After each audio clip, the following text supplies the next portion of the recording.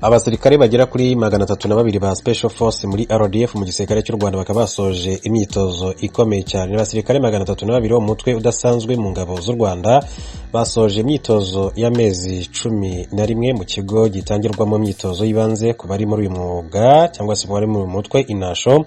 Abasoje rero iyo myitozo barimo ba ofisiye bato 18 ba lieutenant n'abandi bagera kuri 280 n'abandi bafite amapeti yibanze mu gisirikare barimo n'abakobwa 12. Imyitozo n'indi ntambwe yatewe mu kugera ku ntego za RDF mu gisirikare cy'u Rwanda zo kubaka ubushobozi bw'abasirikare b'u Rwanda. Itsinda ryaho imyitozo ryagaragaje ubushobozi bwisumbuyeho binyuze mu myitozo yo kurwana hakoreshejwe intwaro, kurwanira mu nyanja, kwambuka imigezi, gukoresha ikarita yifashishwa ku rugamba, ubumenyi mu kurwana hakoreshejwe imbaraga z'umubiri ndetse n'ibindi. Imyitozo yashojwe n'umugaba w'ingabo zirwanira ku butaka Lieutenant General Mubaraka Muganga ahagarariye umugaba mukuru w'ingabo z'igihugu cy'u Rwanda General Jean Bosco Kazura. Yashimye abatoje imyitozo kubw'intambwe bateye, umuhate n'ikinyabupfura cyabaranze. Yashimye kandi abatanze imyitozo uko bakomeje gushyira imbaraga mu bikorwa bigamije gutuma RDF igera ku ntego zayo. Yasabye abasoje amahugurwa gukoresha ubumenyi bahawe mu gusigasira ubusugire bw'u Rwanda ndetse no kurinda abarutuye. Uwitwaye neza mu basoje amasomo bose ni Lieutenant Robert Mugabe, wavuze ko kugira ngo agere kuri urwo rwego byaturutse ku kuba yarakoranye n'abandi. Special Force rero ni umutwe w'igisirikare wihariye uba urimo abantu batojwe byihariye, niwo woherezwa kuri operasiyo zihariye aho rukomeye. Muri make ujya ahari umwanzi wigize kabushungwe. Bawujyamo rero bakabatoranywa mu bandi basirikare basanzwe, ariko hagendewe ku bintu byinshi cyane birimo ubushobozi bwa buri muntu umwe, yaba mu mirwanire, ubumenyi yihariye cyangwa se mu gutanga amabwiriza. Nyuma yo gutoranywa rero barongera bakoherezwa mu myitozo imara amezi 6, umwaka cyangwa se imyaka 2 bitewe naho kenewe kuzakora mu kazi kabo ka buri munsi.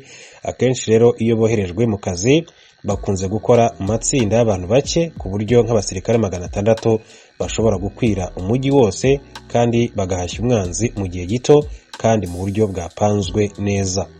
Bakaba rero barasoje amasomo akomeye cyane ku munsi w'ejo. Lieutenant General Mubaraka Muganga akaba ari we uhagarariye umugaba mukuru w'ingabo z'igihugu cy'u Rwanda ariwe General Jean Bosco Kazura. Ni imyitozo rero isanzwe ikorerwa inasho mu burasirazuba bw'u Rwanda mu karere ka Kirehe. Tuve kuri inkuru turebe n'andi makuru atandukanye akomeje kugenda avugwa. Perezida wa Repubulika y'u Rwanda Paul Kagame n'abandi bakuru b'ibihugu bakiriye DRC ni Repubulika ya Demokarasi ya Kongo yateye intambwe ya nyuma yinjiza umuryango wa Afurika y'Iburasirazuba. Abakuru b'ibihugu bigize umuryango wa Afurika y'Iburasirazuba bahikaze Repubulika ya Demokarasi ya Kongo yasabye kwemererwa kwinjiramo, bakagaragaza ko intambwe yatewe itanga icyizere. Inama idasanzwe y'abakuru b'ibihugu by'umuryango wa Afurika y'Iburasirazuba East African Community yateranye yifashishwa ikoranabuhanga ku itariki 22 Ukuboza 2021, niyo yasuzumwe raporo y'akanama k'abaminisitiri ku busabe bwa DRC bwo kwinjira muri umuryango. Inama yize ku guharanira gushyira hamwe no kwagura ubutwererane yayobowe na Uhuru Kenyatta, perezida wa Kenya, yitabiriwe na Perezida Paul Kagame, Madame Samia Hassan Suluhu wa Tanzania, Yoweri Kaguta Museveni wa Uganda, Vice Perezida w'u Burundi Prosper Bazombanza na Minisitiri ushinzwe umuryango wa Afurika y'Iburasirazuba muri Sudani y'Epfo Deng Alor Kuwol. Aba bayobozi basuzumye raporo y'inama y'abaminisitiri ku kwakira DRC mu muryango wa Afurika y'Iburasirazuba n'ivugururwa ku itegeko rijyanye n'umubare w'ibanze w'abakuru b'ibihugu utuma inama iterana. Inama y'abakuru b'ibihugu bigize umuryango wa Afurika y'Iburasirazuba yateranye ku nshuro ya 18, yabanjijwe n'iya 45 abaminisitiri bashinzwe ibikorwa by'umuryango wa Afurika y'Iburasirazuba ku itariki 20 Ukuboza 2021. Abakuru b'ibihugu by'umuryango wa Afurika y'Iburasirazuba bakiriye raporo yakozwe n'akanama k'abaminisitiri bashinzwe ibikorwa by'umuryango, batanga inama yo gusoza ibiganiro na DRC kugira ngo bizarebweho mu nama yabo itaha. Mu butumwa bwabo bishimiye kwakira DRC mu muryango wa Afurika y'Iburasirazuba, ariko berekana ko hari bikeneye kunozwa kugira ngo iki gihugu kibe umunyamuryango bidasubirwaho. Perezida Paul Kagame yabwiye bagenzi be ko u Rwanda rwishimiye ibimaze kugerwaho mu kwemerera iki gihugu cyo mu burengerazuba kwinjira mu muryango wa Afurika y'Iburasirazuba. Yagize ati u Rwanda rwishimiye intambwe yatewe mu kwemerera DRC kwinjira mu muryango wa Afurika y'Iburasirazuba. ati rero dutegereje umwanzuro w'ibisigaye kwemezwa. Yasabye ko hongerwa imbaraga mu kwihuza kw'akarere binyuze mu kubaka inzego zihamye, anizeza ko u Rwanda rwiteguye gutanga umusanzu warwo. Yakomeje agira ati mu gihe dusoza umwaka turacyahura n'imbogamizi za COVID-19, ati biradusaba gukorana bya hafi nk'akarere mu kurinda ubuzima bw'abaturage bacu no guhangana n'ihungabana ry'ubukungu. N'amagambo y'umukuru w'igihugu cy'u Rwanda Perezida Paul Kagame. Perezida Museveni nawe yerekanye ko kwakira DRC mu muryango w'ibihugu byo mu karere ari intambwe nziza ku kwigobotora ubukoloni. Ati ndishimye ko twemeye ko DRC yinjira mu muryango wa Afurika y'Iburasirazuba. Ati amateka yerekana ko Kongo ari igice cy'umuryango wa Afurika y'Iburasirazuba by'umwihariko mu burasirazuba bwayo. Ati bavuga igiswahili, ati tujya no guhuza amoko, abakoloni nibo batumye bigenda bityo atitandukana, ariko ubu ubwo Afurika yigenga turi kugenda tubikemura. Yagaragaje ko kwihuza kw'ibihugu byubaka iterambere ry'ubucuruzi, gukemura ibibazo by'abaturage ndetse no kubungabunga umutekano w'abantu n'ibintu. Intambwe yo kwemerera DRC kwinjira mu muryango wa Afurika y'Iburasirazuba ifatwa nk'insinzi yo kwihuza ku muryango wa Afurika y'Iburasirazuba ndetse no kureba amahirwe atabyazwa umusaruro. Perezida Samia Hassan Suluhu wa Tanzania yavuze ko nyuma y'icyerekezo cyatanzwe ku bigomba kunozwa ngo DRC yinjire mu muryango wa Afurika y'Iburasirazuba bizeye ko bizihuta. Agize ati tuza agaciro k'umuryango wa Afurika y'Iburasirazuba, ati kandi tuza agaciro ka Repubulika Demokarasi ya Kongo umuryango wacu. Ati koko dufitanye imikoranire ya hafi nk'ibihugu bituranye cyangwa se bifitanye umubano mu by'ubucuruzi uzamura iterambere ry'abaturage bacu nk'akarere. Ati DRC igiye kwiyunga n'abavandimwe bayo. Perezida wa DRC Antoine Tshisekedi Tshilombo we ku itariki ya 8 Kamena 2019 nibwo yandikiye Perezida Paul Kagame wayoboraga umuryango wa Afurika y'Iburasirazuba amusaba ko igihugu cye cyakwinjira muri uyu muryango urimo u Rwanda, u Burundi, Uganda, Kenya, Sudan y'Epfo ndetse na Tanzania. Nyuma y'inama idasanzwe y'umuryango wa Afurika y'Iburasirazuba ku itariki 27 Gashyantare 2021 yasuzumye ubusabe, hashyizweho itsinda ry'impuguke 3 zo muri buri gihugu kinyamuryango n'abandi bantu 2 batanzwe n'icyo gihugu gisaba kwinjiramo batangiye ubushakashatsi bwo kubigenzura. Mu byagenzuwe n'iryo tsinda harimo imiterere y'iki gihugu, ubukungu bwacyo, amategeko mpuzamahanga n'ay'imbere mu gihugu n'ibindi bigenga amasezerano ashyiraho umuryango wa Afurika y'Iburasirazuba. Muri Nzeri 2021 nibwo umuryango wa Afurika y'Iburasirazuba yatangaje ko yasoje raporo yerekana niba DRC yujuje ibisabwa ngo yinjire muri uyu muryango, ndetse mu Gushyingo 2021 akanama k'abaminisitiri bashinzwe ibikorwa by'umuryango karayemeje DRC ikaba ifite isoko ry'abaturage miliyoni 90, bazongerera imbaraga isoko ry'akarere n'amahirwe y'ishoramari ahuriza hamwe abagize umuryango wa Afurika y'Iburasirazuba barenga miliyoni 177.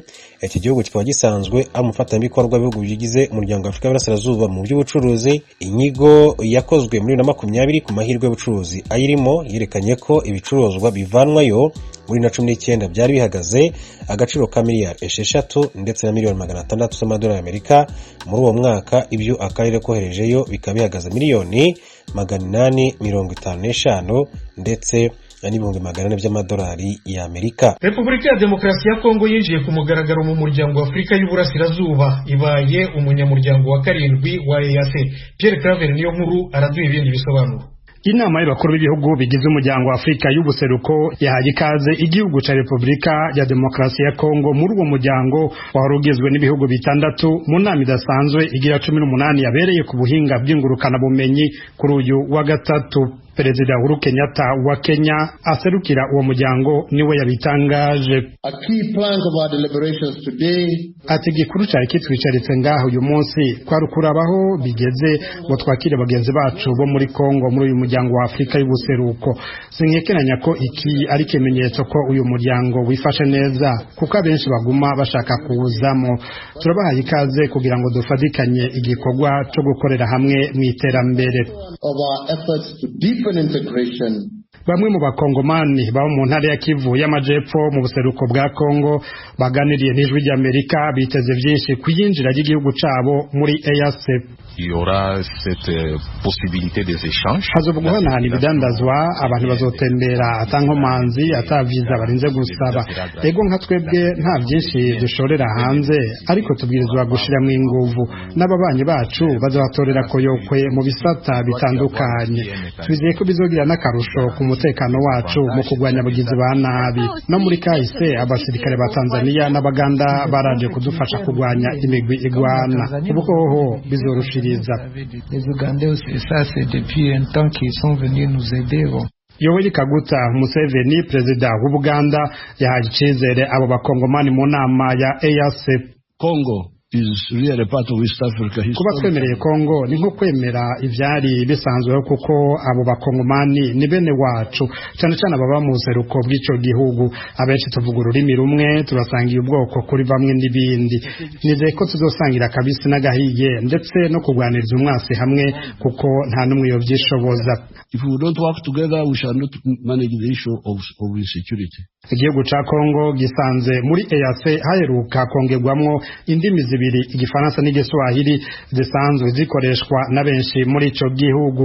Aha n'amakaminuza arahasanga akarusho kanini nk'uko bisigurwa na Evariste Ngayimpenda, umuyobozi wa kaminuza yitiriwe ikiyaga ca Tanganyika i Bujumbura. Ibihugu bihereye ku Gifaransa bibaye bibiri, hanyuma n'abantu bahuriye ku Gifaransa bagiye kugwira gusumba uko vyahora. Bizotuma Igifaransa cemegwa kuja kw'icongereza kizoba cemewe, bizohindura ibintu byinshi cyane, haba kwijwi ry'Uburundi na Kongo ryumvikana, bizotuma n'abasabubuzi boroherwa gusumba uko byari bimeze. Burundi tuzoba dusa n'igihugu kiri hagati, ruba uruja n'uruza rw'abantu, ruba uruja n'uruza rw'ibintu. Nibaza yuko bizoheza bikoroha. Ama university atari make afitanye imigenderanire n'ayandi mashuri kaminuza y'i Kongo, cyane cyane ayegereye mu ntara za Kivu.